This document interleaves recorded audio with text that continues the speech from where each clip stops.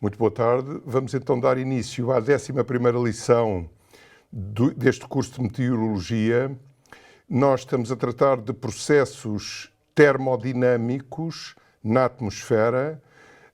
Estamos ainda a rever principais conceitos e conclusões da termodinâmica clássica para depois os podermos aplicar aos processos atmosféricos. Vamos hoje falar de potenciais termodinâmicos. Ora bem, nós já vimos o que é que se entende por primeira lei, já vimos que a primeira lei tem duas implicações muito importantes: a existência de uma propriedade a que se dá o nome de energia total, propriedade essa que é conservativa, ou seja, a energia total de um sistema isolado permanece constante no decurso do tempo, quaisquer que sejam os processos que têm lugar nesse sistema. Vimos também que a energia total pode revestir várias formas e o valor total é a soma de todas as formas de energia, e que uma dessas formas de energia é a energia interna de um sistema que erradamente, mas muitas vezes, se designa por calor.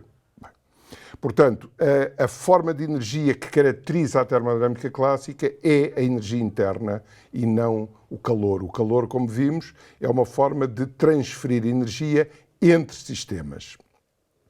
Ora bem, então suponhamos que nós temos um sistema simples, portanto um sistema caracterizado pelas variáveis pressão, volume e temperatura. Bom, e suponhamos que esse sistema está numa condição tal que a variação da sua energia total coincide apenas com a variação de energia interna. Ou seja, ou a energia cinética e a energia potencial são nulas, ou as suas variações são nulas no processo considerado. Portanto, suponhamos que DE igual a DU e que o sistema passa de um estado de equilíbrio a outro estado de equilíbrio infinitamente próximo, ou seja, a outro estado de equilíbrio onde as variáveis de estado diferem infinitamente pouco dos valores correspondentes ao estado inicial de equilíbrio. Bom, então, pela primeira lei da termodinâmica, nós podemos dizer que a variação de energia interna é a soma do calor e do trabalho que estão associados ao processo, que liga o estado inicial ao estado final. Se esse processo for reversível, então dQ é igual a TdS, portanto é igual à temperatura do sistema vezes a variação da sua entropia, e o dW, o trabalho infinitesimal, é um trabalho reversível e é igual a menos PdV, onde a P é a pressão do sistema e dV a variação de volume. E, consequentemente, se o processo que liga o estado inicial ao estado final for reversível, a variação de energia interna, dU, é TdS menos PdV. Bom, mas notemos o seguinte, é que todas as quantidades que intervêm nesta igualdade são funções de estado ou variações de funções de estado. E, por consequência, esta igualdade tem que ser sempre verdadeira. Bom, então, qual é a diferença entre o processo reversível e um processo irreversível que ligue o mesmo estado inicial ao mesmo estado final? É que se o processo é reversível, então nesta expressão TdS e menos PDV representam respectivamente o calor e o trabalho associados ao processo.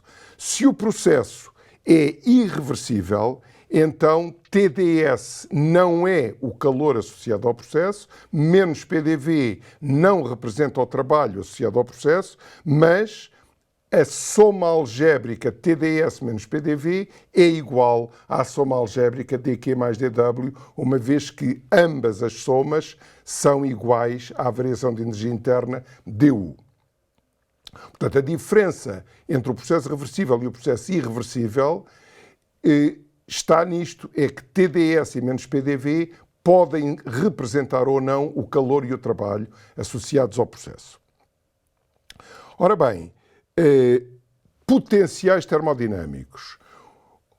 O primeiro potencial termodinâmico é a energia interna do sistema, U, que, como já sabemos, é a soma de todas as formas de energia associadas aos modos microscópicos das partículas que formam o sistema.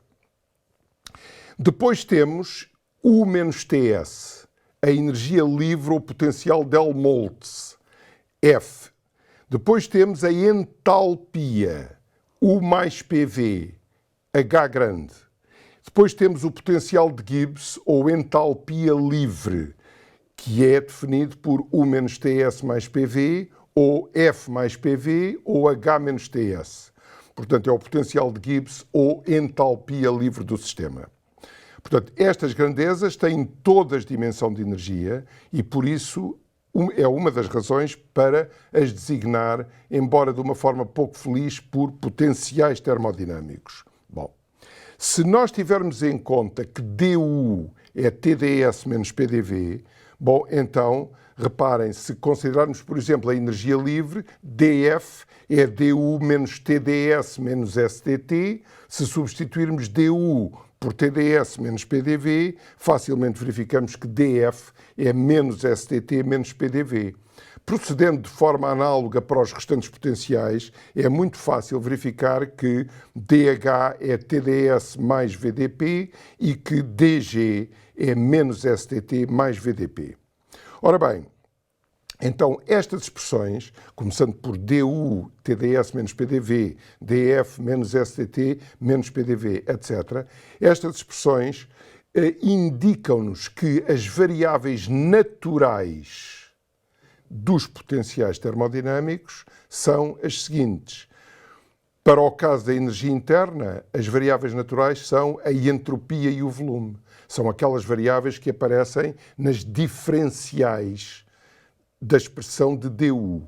As variáveis naturais da energia livre são a temperatura e o volume. As variáveis naturais da entalpia são a entropia e a pressão. E as variáveis naturais do potencial de Gibbs são a temperatura e a pressão. Ora bem, mais ainda, da expressão da primeira lei, DU igual a TdS menos PDV, facilmente se verifica que ds é 1 sobre TdU mais P sobre TdV. Por consequência, as variáveis naturais da entropia são a energia e o volume. Ora bem, das diferenciais dos diferentes potenciais, diferenciais essas que estão escritas do lado esquerdo deste slide, nós facilmente deduzimos as relações que estão do lado direito deste slide e que se designam por relações de Maxwell. Assim, reparem, consideremos DU igual a TdS menos PDV. Então, T grande tem que ser a derivada parcial de U em ordem S, mantendo o volume constante. Por outro lado, menos P é a derivada parcial de U em ordem a V, mantendo S constante. Ora bem, se agora derivarmos as primeiras derivadas, obtemos segundas derivadas e, em particular, derivadas mistas. Portanto, se eu derivar U em ordem a S, a V constante, tenho a temperatura. Se derivar a temperatura em ordem ao volume, a S constante, tenho uma determinada grandeza que é igual àquela que obteria se primeiro derivasse U em ordem a V, obtendo menos P, e em seguida derivasse esta primeira derivada em ordem a S. Ou seja, as derivadas de segunda ordem mistas são iguais. Isto é o resultado de um teorema da análise, que é o teorema de Schwarz. Portanto, olhando para as diferenciais dos diferentes potenciais, eu posso escrever as relações de Maxwell. dTdV a S constante é menos dPdS a V constante. Para o e isto exprime o quê? Que D2U dsdV é igual a D2U dVds. Para a energia livre, posso escrever que menos dsdV a T constante é igual a menos dPdt a V constante. os sinais menos em ambos os lados da igualdade podem desaparecer e temos ds dv t constante igual a dp dt a v constante. Esta igualdade exprime o quê? Que a segunda derivada de d2f dt dv é igual à segunda derivada de d2f dv dt. E por aí fora. Portanto, temos as duas restantes relações de Maxwell, a primeira para a entalpia e a segunda para o potencial de Gibbs. Ora bem, estas relações são muito importantes, como vamos ver já nas aplicações. Finalmente, em termodinâmica, estabelecem-se, eu não vou aqui deduzir essas desigualdades, mas estabelecem-se as desigualdades da termodinâmica. Bom, olhamos para a primeira desigualdade, ΔS a U e V constantes, maior ou igual que zero. O que é que isto significa? Significa o seguinte: se nós tivermos um sistema isolado, portanto, um sistema em que a energia total, U, e o volume total são constantes, então sabemos que se esse sistema passa de um determinado estado inicial a um determinado estado final, então a entropia só pode aumentar. Por consequência, ΔS, a energia e volume constantes, tem de ser, pela segunda lei da termodinâmica, maior ou igual que zero. Portanto, esta desigualdade estabelece apenas o princípio, ou traduz apenas, o princípio de aumento de entropia para um sistema em que a energia total e o volume total são constantes. Ora bem, mas reparem no seguinte, aqui o que é fundamental é que, quer no estado inicial, quer no estado final, os valores da energia e do volume são os mesmos. Durante o processo, o sistema pode até deixar de estar isolado, mas ele tem de iniciar e acabar com os mesmos valores da energia e do volume. Então, nessas condições, a entropia no estado final tem de ser superior ou, quando muito, igual à entropia no estado inicial. Da mesma forma, imaginem o seguinte, que nós temos um sistema em que passa de um estado inicial a um estado final, o sistema não está isolado, mas a entropia do estado inicial e o volume do estado inicial são iguais aos valores da entropia e do volume no estado final. Então, este sistema não está isolado, a sua energia varia e a sua energia só pode decrescer. Ou seja, se o sistema começa e acaba com os mesmos valores da entropia e do volume, então, no estado final, a energia só pode ser menor ou, quando muito, igual à energia no estado inicial. Reparem no seguinte, este sistema não está isolado. Portanto, eu posso sempre dizer que o conjunto do sistema mais a vizinhança, quando se dá o processo a que estamos a aludir, esse conjunto tem um valor total da entropia que não pode decrescer. Só que nós conhecemos as variáveis de estado do sistema, não conhecemos necessariamente as variáveis de estado da vizinhança. E, portanto, em termos de evolução, em vez de dizermos que a entropia do sistema mais vizinhança só pode aumentar, dizemos que a energia só do sistema só pode diminuir. São afirmações duais, uma da outra, mas que traduzem a mesma realidade física.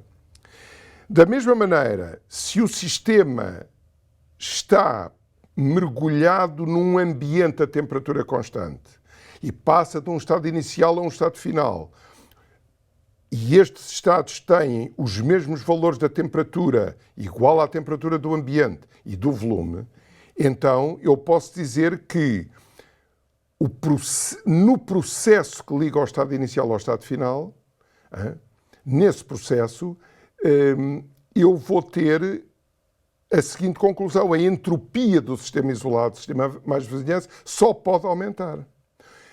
A afirmação dual, apenas em termos de propriedades termodinâmicas do sistema, é de que, começando e terminando com os mesmos valores da temperatura e do volume, a energia livre só do sistema só pode diminuir. Se o estado final foi atingido a partir do estado inicial por um processo irreversível, então a entropia do sistema isolado aumentou. Isto quer dizer que a energia livre do sistema diminuiu. Da mesma maneira, se o processo que liga ao estado inicial ao estado final é um processo irreversível, então nós podemos dizer que a entropia do sistema isolado aumentou. Se o sistema começa e acaba com os mesmos valores da entropia e do volume, então isso significa que no estado final a sua energia interna é inferior à que era no estado inicial. E assim sucessivamente para a entalpia e para o potencial de Gibbs. Suponhamos que nós temos um sistema que está num ambiente a temperatura e pressão constantes. Suponhamos que ocorre uma reação química, que pode até ser uma reação, digamos, explosiva. Se o sistema começa e acaba com os mesmos valores da temperatura e da pressão, iguais aos valores da temperatura e da pressão do ambiente, bom, então, no estado final, a entropia do conjunto do sistema de vizinhança aumenta. É superior ao valor que tinha no estado inicial. Isso significa, em termos duais, quando pensamos apenas em funções de estado do sistema, que o potencial de Gibbs do sistema diminuiu de facto. Só um alerta é que as variações de todas estas grandezas que são funções de estado, essas variações só dependem do estado final e do estado inicial. Portanto, essas variações são independentes do processo. Agora, se o processo é irreversível, então isso significa que o estado final teve de ser um estado em que a entropia total do universo termodinâmico é superior à entropia total do mesmo universo no estado inicial. E esta afirmação tem contrapartidas duais consoante as variáveis que são comuns no estado inicial e no estado final. Se o sistema começa e acaba, por exemplo, com os mesmos valores da entropia e da pressão, e se a passagem do estado inicial ao estado final foi feita por um processo irreversível, então isso significa que a entalpia do sistema no estado final é inferior à entalpia no estado inicial, o que é a mesma coisa que dizer que a entropia do universo aumentou. Ora bem, quanto à terceira lei da termodinâmica, esta lei é uma lei muito importante, sobretudo pelas consequências que tem. Nós vimos que, quando iniciámos a revisão de termodinâmica, vimos o que era estado de um sistema. Um estado do sistema num dado instante é definido por valores de grandezas que eu posso medir nesse instante, que são as propriedades primitivas. Por exemplo, a pressão, o volume, a temperatura, etc. Essas propriedades que se podem medir num determinado instante definem o estado do sistema nesse instante. Depois vimos que há estados ditos de equilíbrio, que são aqueles que não se alteram no decurso do tempo, desde que o sistema não seja submetido a interações. Depois vimos que podemos definir vários tipos de equilíbrio. E a segunda lei assegura que o equilíbrio estável existe. Não é apenas uma definição, é um tipo de equilíbrio que tem existência física. E vimos que, uma vez que um sistema se encontre num estado estável, ele não pode sair desse estado produzindo apenas na vizinhança trabalho. Por consequência, esta consequência é muitíssimo importante porque constitui, digamos, a forma operacional da segunda lei e o seu valor depende, obviamente, da possibilidade de estados estáveis existirem e essa possibilidade é garantida pela segunda lei. Uma das consequências da segunda lei é a existência de uma propriedade ou função de estado designada por entropia. Ora bem, esta propriedade não é conservativa isto é, a entropia de um sistema isolado, do universo termodinâmico, não pode decrescer. Princípio de aumento de entropia. Contrariamente ao que se passa com a energia total. A energia total é uma propriedade conservativa. Bom, e agora pergunta-se... antes disso, a segunda lei implica ainda a existência de uma escala de temperatura que não é uma escala empírica, é uma escala termodinâmica que foi estabelecida por Kelvin, por isso se designa por escala Kelvin, e é uma escala não só consequência de uma lei fundamental, como nessa escala o zero não é um zero convencional. O zero representa a temperatura mais baixa que é possível conceber. Então pergunta-se qual é o limite da entropia quando a temperatura nessa escala termodinâmica tende para o zero absoluto. Ora bem, a terceira lei afirma que esse limite é finito. Mas reparem, haver um limite significa o quê? Significa que o valor S0 é atingido desde que T tenda para zero. Não importa se T tende para zero, a volume constante, a pressão constante, ou a volume variável ou a pressão variável. Desde que a temperatura tenda para zero, a entropia tende sempre para o mesmo valor S0. E esse valor não é um valor infinito, é um valor finito. Em particular, para uma substância pura, este valor S0 é zero. Mas isso é apenas para uma substância pura. E não é importante que esse limite seja zero. É importante que esse limite exista e seja finito. Bom, então, esta terceira lei da termodinâmica tem implicações muito importantes. Em particular, qualquer calor específico tende para zero quando a temperatura na escala Kelvin tende para zero, em consequência da terceira lei. Portanto, o calor específico a pressão constante, o calor específico a volume constante de qualquer sistema tendem ambos para zero, desde que a temperatura desse sistema na escala Kelvin tenda para zero. Isto é uma consequência da terceira lei que eu não estou a demonstrar, estou apenas a indicar esta consequência. Mais ainda, tendem também para zero o coeficiente de dilatação alfa, que já foi definido na aula anterior, 1 sobre V dVdt a P constante, e o quociente entre o coeficiente de dilatação e a compressibilidade isotérmica. Portanto, estas duas grandezas, alfa e alfa sobre beta, tendem ambas para zero quando a temperatura na escala Kelvin tende para zero. E estas consequências são consequências da terceira lei, portanto, do facto de a entropia tender para um valor finito quando a temperatura Kelvin tende para zero.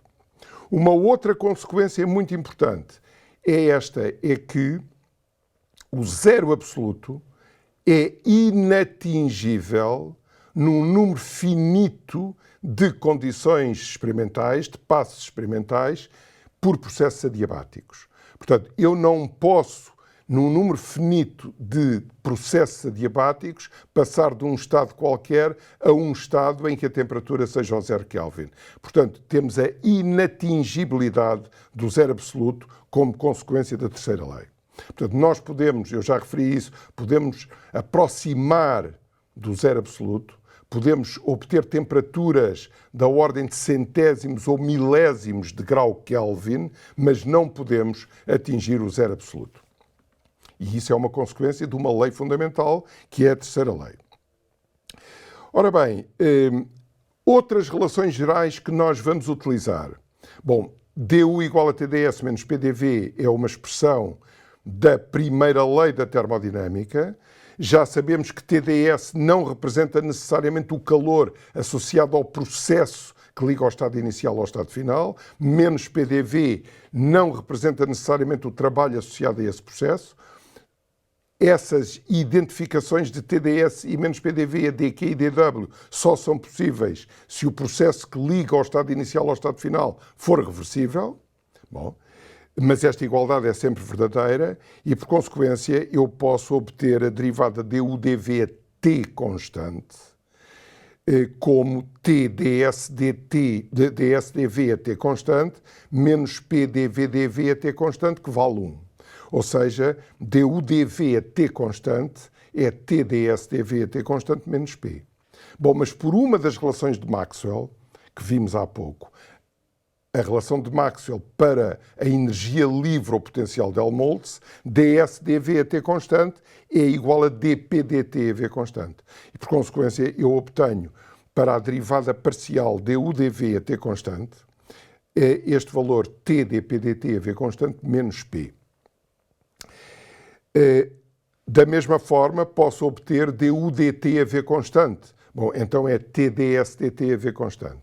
Mas TdS representa um dQ reversível. Um dQ reversível sobre a correspondente variação de temperatura num processo isocórico, isto é, num processo a volume constante, é a capacidade calorífica a volume constante, CV. E se tratar da unidade de massa, temos o calor específico a volume constante. Portanto, temos aqui estas relações que vão ser usadas já de seguida. Mais ainda, nós estamos a tratar de sistemas e estamos a supor que estes sistemas são bivariantes, isto é, têm 2 graus de liberdade. Porquê? Porque o único parâmetro do sistema é o volume e pelo princípio de estado, de que já falámos, então o número de graus de liberdade do sistema é o número de parâmetros mais 1. Se o único parâmetro for o volume, então temos 2 graus de liberdade. Precisamos de 2 variáveis para descrever completamente os estados de equilíbrio do sistema. Ora bem, suponhamos que escolhemos como variáveis a pressão e a temperatura. Então a entropia do sistema é uma função da pressão e da temperatura, porque é uma função de estado. E o estado é definido pela pressão e pela temperatura. Se nós diferenciarmos essa função, podemos escrever ds igual a ds dt a P constante dt mais ds dP a T constante dP. Isto é a definição de diferencial de uma função S da temperatura e da pressão. Bom, ora bem, então nós podemos substituir ds dt a P constante por Cp sobre T, visto que TdS é um dQ sobre dt a P constante é Cp. Portanto, podemos substituir ds dt a P constante por Cp sobre T. Portanto, a primeira parcela do segundo membro fica Cp dt sobre T. E agora podemos usar uma relação de Maxwell, a relação de Maxwell para o potencial de Gibbs e substituir ds dP a T constante por menos dV dt a P constante.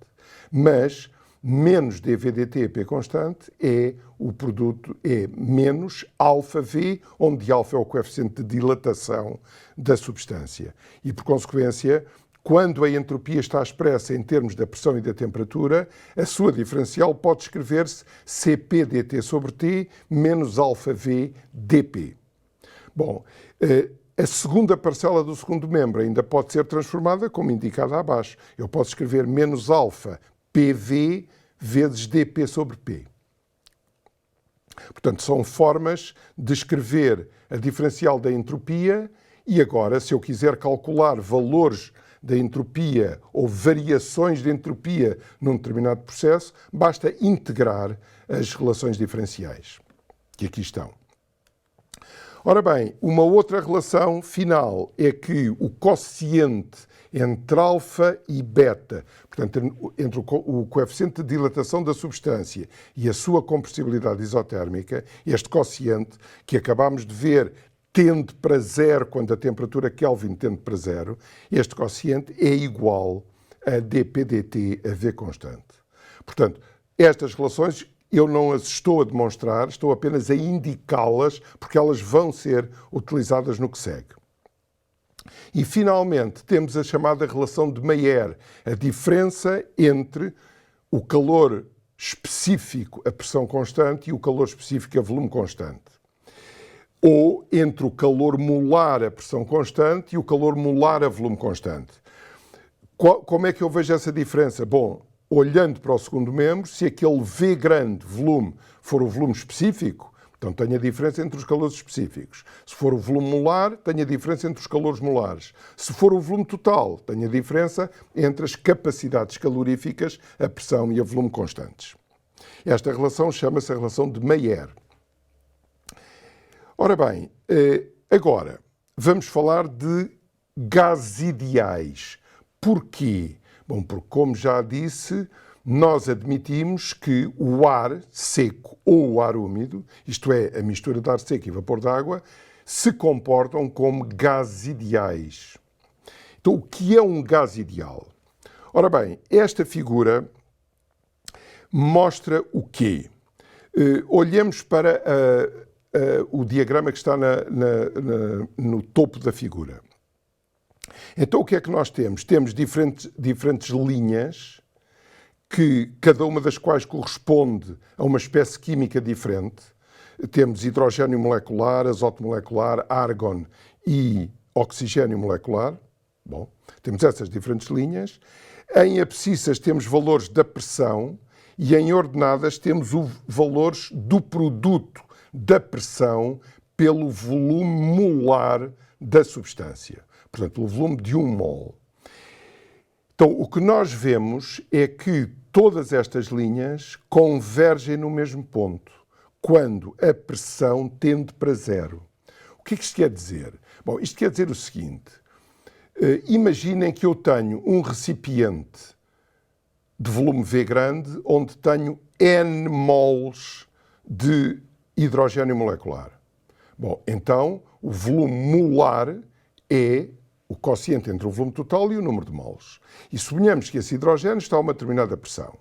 Bom, então, eu tenho um valor da pressão em abscissas, tenho o valor do produto PV em ordenadas e tenho um ponto no diagrama. Bom, agora imaginemos que nós reduzimos o número de mols para metade. Bom, então o volume molar muda, a pressão decresce e tenho um valor inferior da pressão e tenho um novo valor do produto da pressão pelo volume molar. Tenho outro ponto neste diagrama, bom, que posso unir ao primeiro e vou formando aquelas curvas para a mesma espécie química. Bom, e posso ir retirando matéria, portanto, a ocupar o mesmo volume está cada vez menos massa dessa espécie química e a pressão desse gás vai diminuindo, obviamente, vai tendendo para zero. Portanto, é o que isto significa. Limite do produto PV, pressão vezes o volume molar, quando a pressão tende para zero. Bom, e se fizer isto para várias espécies químicas, na fase gasosa, verifica-se experimentalmente que todas aquelas curvas tendem para o mesmo ponto. Bom, na figura do meio está o mesmo tipo de construção para as mesmas espécies químicas, mas para outro valor da temperatura do gás. E na figura de baixo é a mesma coisa. Portanto, o que se verifica é que para todos os gases, qualquer que seja a sua natureza, para todos os gases, o limite do produto da pressão pelo volume molar desses gases a uma determinada temperatura comum tende para o mesmo valor, ou o limite é o mesmo, quando a pressão tende para zero. Portanto, este facto de que o limite da pressão, do produto da pressão pelo volume molar, quando P tende para zero, mantendo a temperatura constante, é o mesmo para todos os gases, esta circunstância é uma circunstância verificável experimentalmente e é, de facto, uma circunstância notável, porque qualquer que seja a natureza do gás, o seu comportamento a baixas pressões é idêntico ao comportamento de qualquer outro gás a baixas pressões. E o limite deste produto PV só depende da temperatura desses gases.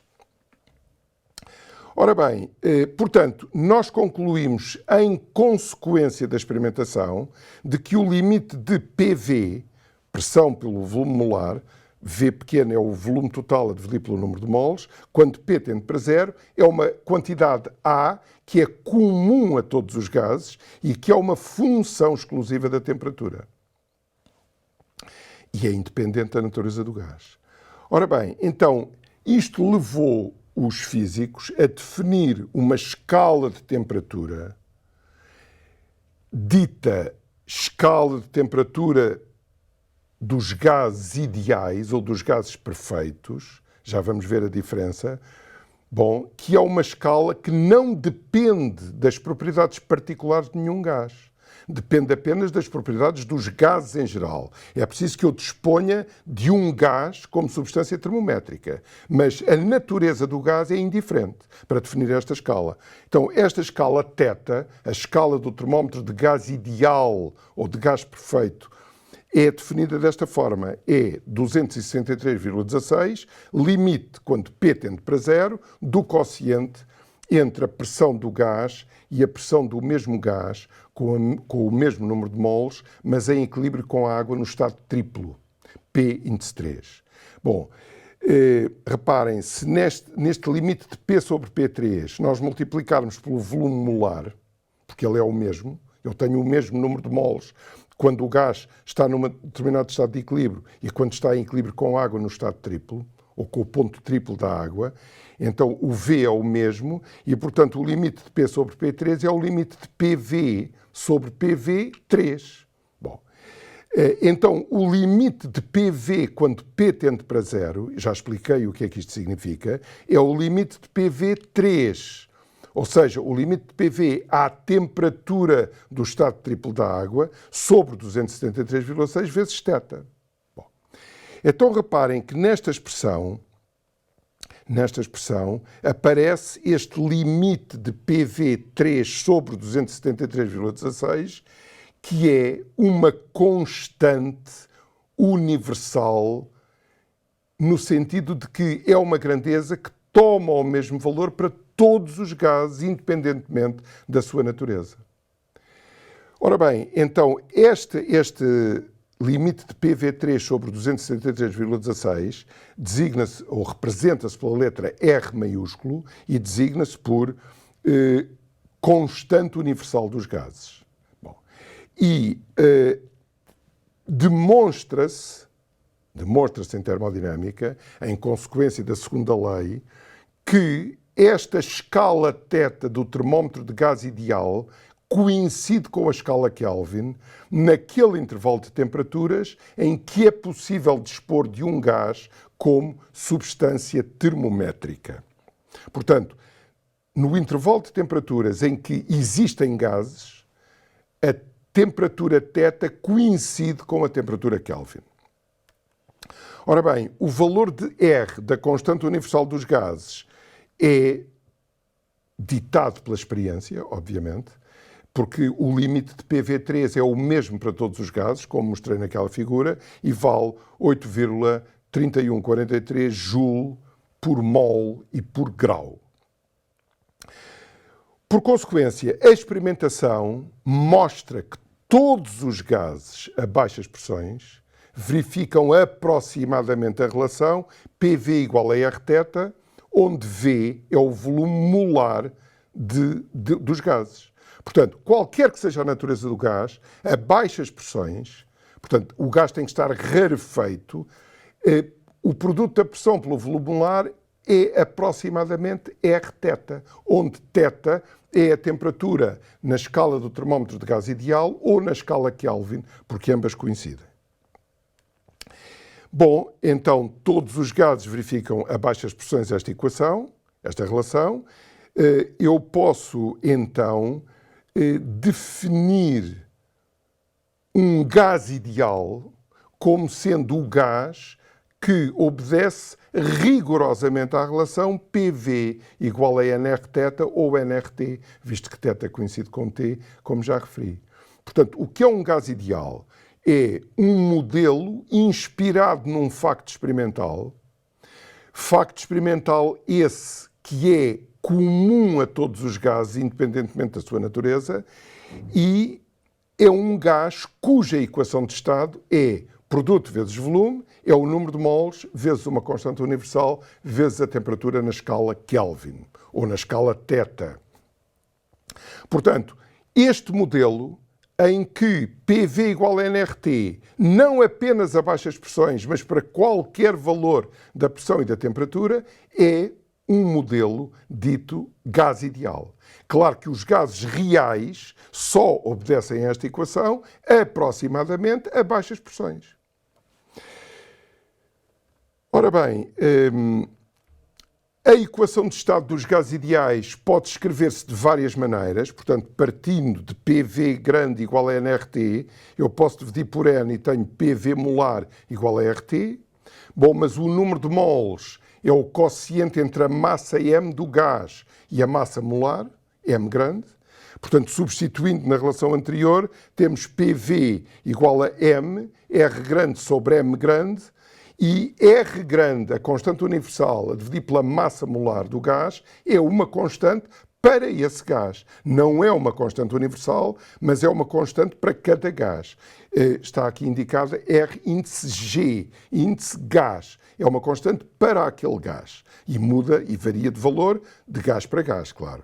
Portanto, eu posso escrever a equação PV ou é nRT ou é M massa R do gás vezes T. Mesma coisa. Bom, se agora, partindo desta igualdade, dividirmos pela massa, então temos PV igual a R do gás T, onde V é agora não o volume molar, mas o volume por unidade de massa ou volume específico do gás. Sabemos que as grandezas referidas à unidade de massa são grandezas específicas. As grandezas referidas à unidade molar são grandezas molares. Bom, então, o produto da pressão pelo volume específico de um gás ideal é a constante dos gases para esse gás vezes a temperatura Kelvin. Bom, mas o inverso do volume específico é a densidade ρ. Por consequência, se nós dividirmos a equação anterior por V pequeno, pelo volume específico, temos P igual a R do gás ρT. Portanto, esta forma de escrever a equação de estado de um gás ideal, P igual a R do gás ρT, onde R do gás é o quociente entre o R universal e a massa molar do gás, é a forma preferencial a ser usada no estudo dos processos atmosféricos. Porquê? Bom, porque na atmosfera nós referimos os estados das diferentes partículas a partir da sua pressão e temperatura. E densidade, claro. Mas a densidade é determinada pela pressão e temperatura porque, pelo princípio de estado, o ar seco é um sistema bivariante, bastam duas variáveis para definir completamente o estado e, por consequência, para definir completamente os valores de qualquer função de estado. Ora bem, é fácil verificar que, para um gás ideal, o coeficiente de dilatação alfa, 1 sobre V dV/dt, P constante, é o inverso da temperatura Kelvin e a compressibilidade isotérmica é o inverso da pressão. Bom, isto é uma conta imediata, porque eu conheço a equação de estado, sei calcular as derivadas parciais que aparecem nas expressões de alfa e beta-t e os resultados são imediatos, 1 sobre t e 1 sobre p. Ora bem, então, partindo destes resultados válidos para um gás ideal, portanto, repito, um gás ideal é um gás onde a equação de estado é PV igual a nRT para qualquer pressão e temperatura. Já sabemos que os gases reais obedecem aproximadamente a esta igualdade apenas para pressões próximas de zero. Portanto, quando se encontram rarefeitos ou diluídos. Bom, então se aplicarmos esta relação geral de que falámos há pouco a um gás ideal, substituindo dP/dt, ou calculando diretamente dP/dt, ou substituindo pelo quociente alfa sobre beta, bom, então vemos que dP/dt, V constante, é a massa vezes a constante dos gases para esse gás. Bom, mas o produto T-mRg é a pressão, P menos P é zero. Por consequência, para um gás ideal, a derivada du/dv, T constante, é zero. Bom, se entrarmos com este valor na relação entre derivadas parciais da última linha, portanto, du/dp é du/dv dv/dt, perdão, du/dp é du/dv dv/dp, tudo sempre a T constante. Então, como dUdV a T constante é zero, isso significa que dUdP a T constante também é zero para um gás ideal. Ou seja, qual é a conclusão? É que desde que a temperatura de um gás ideal esteja constante, eu posso variar a pressão ou o volume que a sua energia interna não varia. Portanto, a energia interna de um gás ideal depende apenas da sua temperatura e da quantidade de gás, portanto, da massa de gás que está presente. Bom, se considerarmos a massa unitária, então a energia interna da unidade de massa depende apenas da temperatura da unidade de massa. Bom, e vimos há pouco que o calor específico CV, a volume constante, é a derivada de UdT a V constante. Bom, mas para um gás ideal, e para termos o calor específico, portanto, considerando a unidade de massa, o U não depende de V, só depende de T. Portanto, esta derivada parcial é uma derivada total de UdT. Bom, e é o calor específico a volume constante, que também só depende da temperatura, porque quando derivamos uma função da temperatura em ordem à temperatura, e temos uma derivada total, a derivada também é uma função da mesma variável temperatura. Portanto, o calor específico a volume constante de um gás ideal é uma função de estado que também ela é função exclusiva da temperatura do gás. Se essa função for ela própria uma constante, isto é, se CV tomar o mesmo valor qualquer que seja a temperatura, então o gás ideal diz-se perfeito. Portanto, resumindo, um gás ideal é um gás cuja equação de estado é PV igual a nRT ou P igual a R do gás ρT. Nestas condições, a energia interna específica desse gás, qualquer que seja a sua natureza, é uma função exclusiva da temperatura. O calor específico a volume constante é também ele uma função exclusiva da temperatura. Se esta função for uma constante, então o gás ideal diz-se perfeito. Bem, então para um gás perfeito, CV é constante. E da relação dU igual a CVdt, concluímos imediatamente que U é CVT a menos de uma constante. Por consequência, para um gás perfeito, a energia interna específica é proporcional à temperatura Kelvin do gás. E a constante proporcionalidade é o calor específico a volume constante. Por consequência, para um gás ideal, falar de energia interna específica é a mesma coisa que falar de temperatura Kelvin dessa unidade de massa. Isto é um resultado muito importante em ciências da atmosfera ou em termodinâmica de gases perfeitos. Bom, quando nós aplicamos a relação de Mayer a um gás ideal, substituindo o coeficiente de dilatação alfa por 1 sobre T, a compressibilidade isotérmica por 1 sobre P e utilizando a equação de estado, rapidamente concluímos que a diferença Cp menos Cv é a constante universal dos gases R se Cp e Cv forem os calores molares, ou é o R do gás se Cp e Cv forem os calores específicos. Acabamos de ver que para um gás perfeito, Cv é uma constante. Então, a relação de Mayer mostra que nessas condições, Cp também é uma constante, se o gás for perfeito. Bom, em geral, Cp, tal como Cv, poderá depender da temperatura. Se for constante, o gás é perfeito. Para um gás ideal, a entalpia, U mais PV, é U função exclusiva de T mais nRT, ou seja, CVNT mais nRT, pondo em evidência o NT, ficamos com NCV mais RT e CV mais R, pela relação de Mayer, é CP.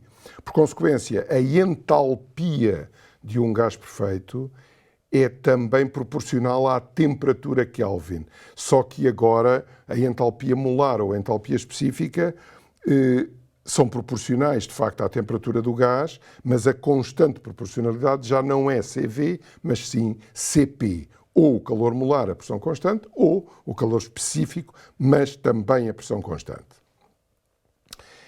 Bem, reparem, no caso da atmosfera, o ar seco não é uma espécie química. O ar seco é uma mistura de gases, em que, como também já vimos em lições anteriores, os componentes dominantes são o oxigênio molecular e o azoto molecular, e depois temos o vapor d'água, temos o argon e depois temos os componentes vestigiais, dióxido de carbono, metano, óxido nitroso, etc., que na sua totalidade formam cerca de 0,04% da composição total. Portanto, no caso da atmosfera, nós temos que lidar ou com ar seco, que é uma mistura de gases, ou com ar úmido, que é uma mistura de ar seco e vapor d'água. Bom, e então, pergunta-se, mesmo que cada componente se comporte às temperaturas e pressões dominantes na atmosfera como um gás ideal, será que a mistura se comporta como tal, se comporta como um gás ideal? Ora bem, é isso que vamos averiguar. Portanto, vamos considerar misturas de gases ideais e vamos verificar que a própria mistura se comporta como um gás ideal. Portanto, a equação de estado é formalmente a mesma que a equação de estado de um único componente. Só que para isso vamos ter de introduzir um conceito novo, que é o conceito de massa molar média da mistura. Porque reparem, cada componente é uma espécie química. Como espécie química tem uma massa molar. Mas a mistura não é uma espécie química. Portanto, em rigor, não há uma massa molar da mistura. Mas podemos definir, e vamos ver isso na próxima lição, podemos definir uma massa molar média, que constitui uma média pesada das massas molares, vamos ver como, dos diferentes componentes. Na realidade, o inverso da massa molar média da mistura é uma média pesada dos inversos das massas molares dos componentes que constituem a mistura. Mas vamos ver isso na próxima aula. E, como vamos ver, toda a dedução que se vai fazer na próxima aula assenta na chamada lei de Dalton. E o que é que diz a lei de Dalton? Diz que se nós temos num volume V uma mistura de gases que individualmente àquela temperatura se comportam como gases ideais, então a pressão exercida pela mistura é a soma das pressões parciais de cada componente. O que são as pressões parciais? São as pressões que cada componente exerceria se estivesse sozinho no mesmo volume da mistura à mesma temperatura. Portanto, a lei de Dalton vai ser a base de todas as deduções que vamos fazer na próxima aula, mas vamos fazê-las então na lição número 12. Muito obrigado.